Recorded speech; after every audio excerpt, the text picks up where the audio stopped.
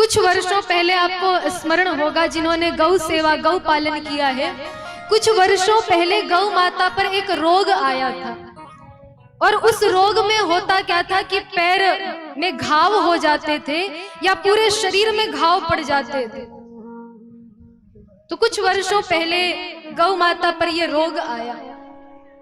उस समय हमारे घर पर भी गौ माता थी, उसका नाम था राधा। और वो जो राधा नाम की गौ माता थी, उसके पैर में वही रोग लगा। संयोग से उस समय घर पर कोई नहीं था, केवल हम थे, और हम उस स्थान पर बैठकर उसके पैरों में दवा लगा रहे थे। जैसे हम दवा लगा रहे थे, बगल में एक गाय बंधी हुई थी, जो गाय कभी मारती नहीं थी। उस गाय ने हमको सींग से मारना शुरू किया।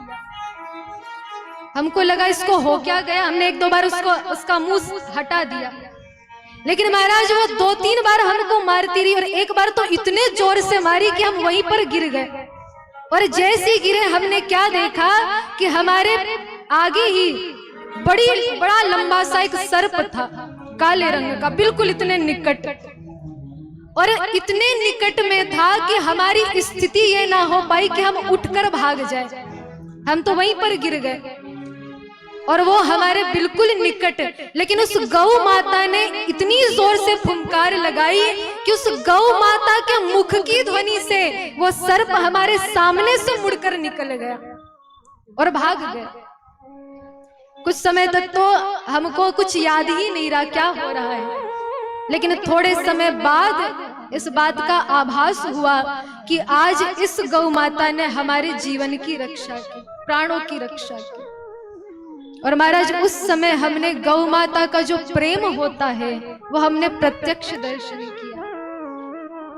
गौ माता कृपा की स्वरूप है, कृपा की प्रतिमूर्ति है।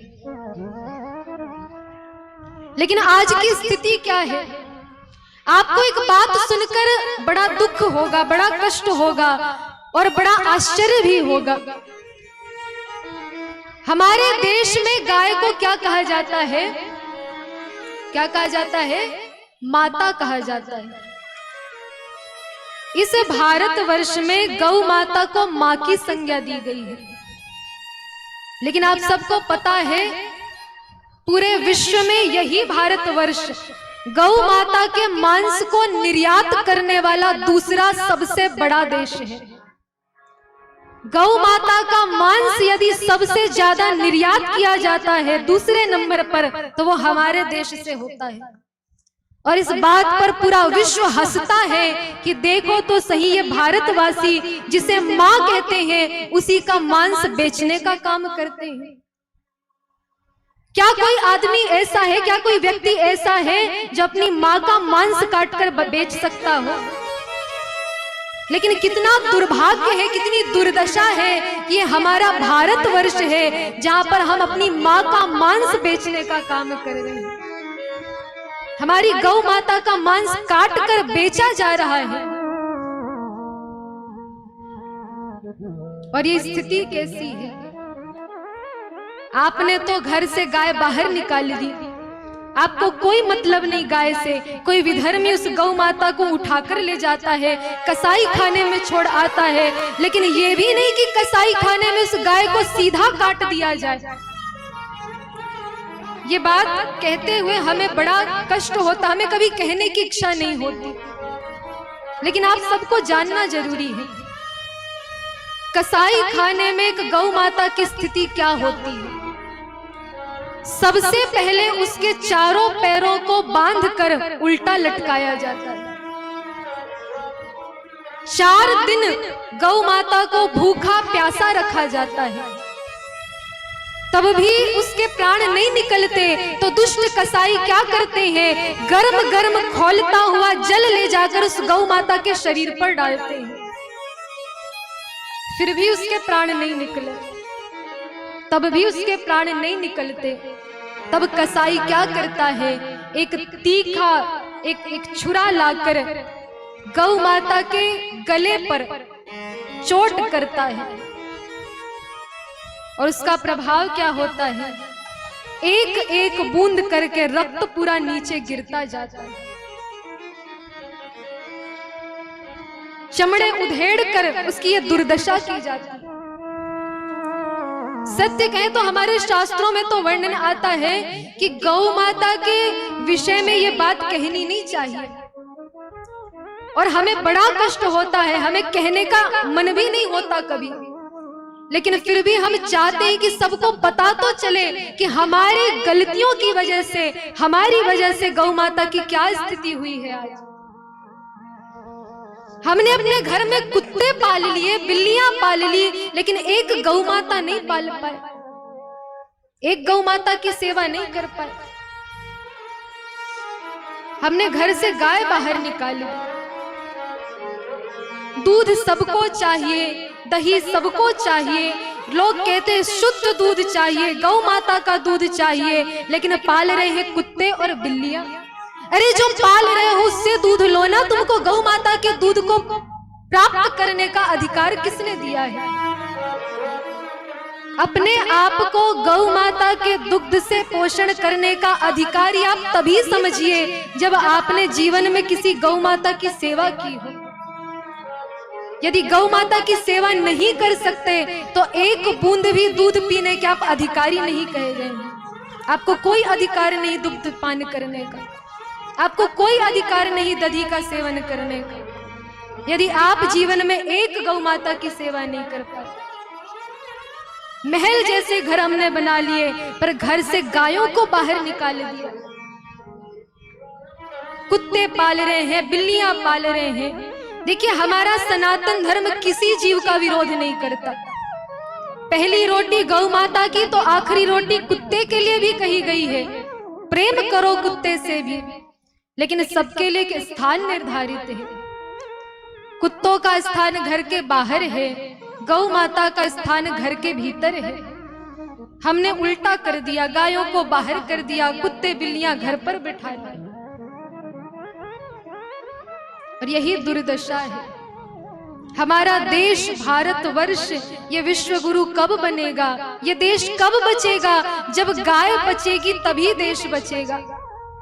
अब सत्य मानिए, जीवन में कुछ नहीं बनता, मत करिए, कुछ कार्य मत करिए, लेकिन यदि जीवन में आपने एक गौ माता की सेवा पूर्ण निष्ठा से कर ली तो महाराज गोविंद की कृपा अवश्य होगी। गौ माता के गोबर में लक्ष्मी जी का निवास है। जो व्यक्ति अपने हाथों से गौ माता के गोबर को उठाता है, उसके हस्तरेखाएं, यदि हस्तरेखा में कोई कमी है, दुर्भाग्य यदि कोई है, तो वह सद्भाग्य में परिवर्तित हो जाता है। इसलिए महाराज, जीवन में यदि ये मनुष्य देह मिला है तो अपना कर्तव्य समझकर तन से, मन से, किसी भी प्रकार, धन से, किसी भी प्रकार गौ माता की सेवा तो अवश्य करिए। सामर्थ्य है तो घर पर रखकर सेवा करिए, और यदि सामर्थ्य नहीं है तो जहां पर सेवा हो रही हो वहां पर भी सेवा दिया जा सकता है। लेकिन ये प्रयास करिए कि गौ माता की सेवा आप अपने घर पर करें। बड़ी बड़ी बातें करने से काम नहीं चलता। लोग कहेंगे सरकार क्यों कुछ नहीं करते, सरकार क्यों कुछ नहीं करता। सरकार क्यों करे? हमारी माँ है तो हमारी माँ की जिम्मेदारी हमारी होगी कि सरकार की होगी? यदि माँ हमारी है तो जिम्मेदारी भी तो हमारी बनती है। इसलिए एक हिंदू एक गाय गौशाला नहीं हो पाए। प्रत्येक हिंदू, प्रत्येक सनातन धर्मी ये संकल्प कर ले कि जीवन में कुछ करे ना करे, एक गौ माता की सेवा तो अवश्य करेंगे। तो आज हमारी गौ माता दर दर ना भटकेगी, आज हमारी गौ माता की दुर्दशा ना होगी। और एक संकल्प सबके मन में होना चाहिए, एक निवेदन सबका होना चाहिए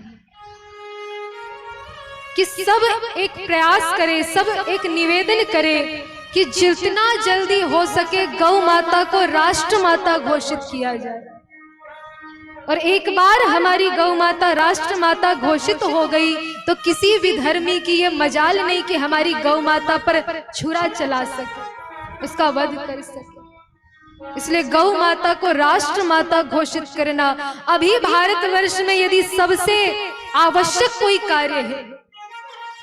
जब से हम कथा कर रहे हैं ना, हमारे हृदय की दो इच्छाएं, एक तो कि रामलला हमारे अयोध्या धाम में विराजमान हो और प्रभु ने वो इच्छा पूर्ण कर दी, और ये दूसरी इच्छा कि हमारी गौ माता राष्ट्र माता घोषित हो जाए, हमारी गौ माता राष्ट्र माता हो, और जो पूरा संसार भारतवर्ष पर हंस रहा है कि कैसे भारतवासी हैं जिसे माँ कहते हैं उसे काट कर बेच रहे हैं, वो लोग जो हंसते हैं उनका मुख बंद हो जाए, कसाई खाने बंद होने चाहिए, कोई गौ माता कभी कटनी नहीं चाहिए।